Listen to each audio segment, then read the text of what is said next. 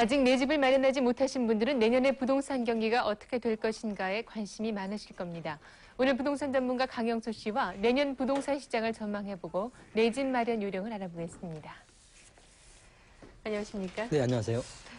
이제 올해도 한 달, 한 열흘가량 남아있는데 내년 그렇습니다. 부동산 경기 어떻게 될 거라고 보십니까? 저희는 내년 부동산 경기를 크게 세 가지 요인으로 가늠해 볼 수 있습니다. 네. 첫째는 남북 관계고요. 두 번째는 지방자치제의 본격 실시. 세 번째는 우루과이 라운드에 의한 해외 시장 개방의 전년으로서 활성화를 대비한 그런 세 가지 요인으로서 내년 부동산 경기를 예측해 볼 수 있습니다. 네. 첫째의 남북 관계는 현재 우리 국내의 부동산 가격이라는 것이 그 남북 관계에서 많이 좀 영향을 끼치고 있습니다.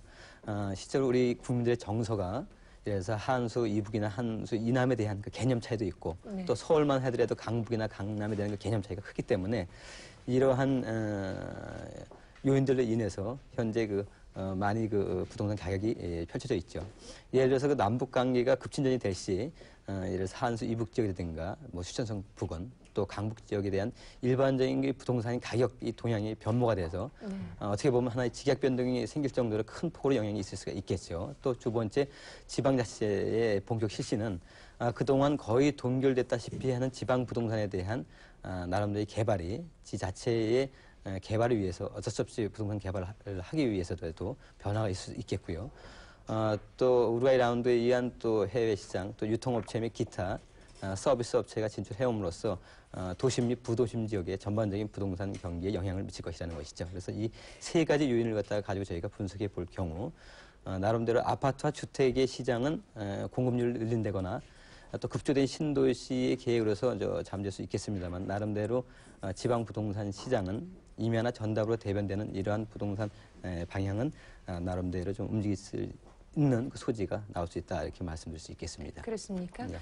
신도시 분양이 마감되지 않았습니까? 예, 그렇죠. 이런데 청약저축이나 청약부금에 가입하고 있는 분양받지 못하신 그런 무주택자들은 앞으로 어떻게 대처를 하는 게 좋습니까? 현재 청약 부금의 한 75만 명이요. 또 네. 청약 예금이 한 80만 명. 또 청약저축이 한 85만 명에서 도합 230만 내지 240만 명의 이런 청약에 가입해서 신규 아파트 분양 좀 기다리고 있는 분들이 있습니다. 네. 그래서 나름대로 막연한 통장만 믿고선 있을 것이 아니라 네. 실질적으로 지난 가을 2차절 성수기 동안 우리가 과일 현상으로 해서 초강세 현상으로 이어져 있지 않았습니까? 그래서 나름대로 내년에 부동산 시장이 변모될 것을 예상을 해서 전반적인 치밀한 준비를 갖다 해서 대책을 갖다 좀 해야 되지 않을까 그렇게 생각을 갖다 합니다. 지금 말씀하신 대로 뭐 예금, 이 통장만 믿고 있으면 안 되고 치밀한 대비를 한다고 해야 한다고 하셨는데 구체적으로 어떤 방법이 있습니까? 첫째적으로는 재개발이나 재건축 쪽으로 이제 서울의 아파트 사업 용지가 거의 고갈되어 있기 때문에 재개발, 재건축 외에는 그렇게 나올 수 있는 확률이 그렇게 많지는 않습니다. 그렇기 때문에 재개발, 재건축 쪽으로 한번 공략해 볼 필요가 있다고 할 수 있고요. 두 번째로서는 현재 부동산이 장기 침체돼 오면서 지금까지 경매나 공매 물건 중에서 꽤 쓸만한 물건이 있습니다. 서류상만 확인할 것이 아니라 직접 현장을 방문하면서 일일이 체크해 보면은 나름대로 좋은 상품이 있기 때문에 그러한 방법을 쪽으로도 공략을 해보는 것이 좋겠고요. 세 번째로서는 그린벨트나 기타 상수도 보호구역에 단독주택이라든가 이러한 농가주택 이런 쪽에 좀 공략해보는 것도 앞으로의 환경이 부동산 상품 쪽에 연결될 수 있는 소지가 있기 때문에 바람직하다고 볼 수 있겠고요.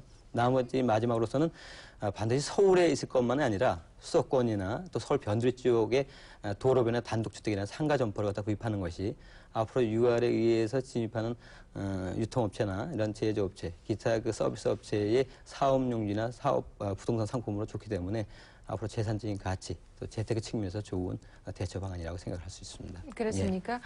요즘에 올해 말을 비롯해서 내년 2월까지 아파트 시세 변동이 어떻게 될 거라고 보십니까? 아까도 말씀드렸지만은 주택이나 아파트 시장은 전반적으로 지금 정부에서 어떠한 분양률이라든가 새로운 신도시의 청사진을 갖다 발표함에도 불구하고 아직 그러한 것이 나와 있지 않기 때문에 네, 지금 변동표가 나오고 나오고 있는데요. 있습니다. 그래서 아파트에 대한 가격은 그렇습니다. 그 예년의 수준에서 그렇게 네. 크게 벗어나는 범주는 되지 않을 것으로 저희는 일단은 보고 있습니다만은 네. 좀 전에도 말씀드렸지만 정부의 시책이 어떠한 새로운 청사진을 내놓느냐에 따라서 그런 변동이 있지 않을까 이렇게 생각을 합니다. 네.